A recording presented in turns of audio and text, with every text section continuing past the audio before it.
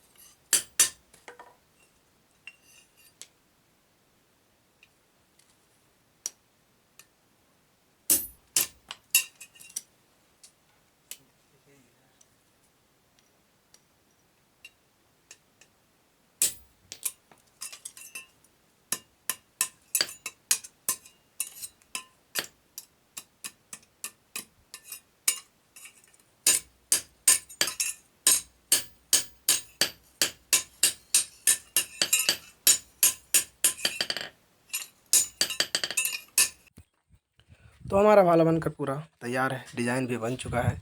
अभी ये काला है, अब इसको ग्राइंडर भी कर देंगे, उसके बाद ये और भी मस्त दिखेगा।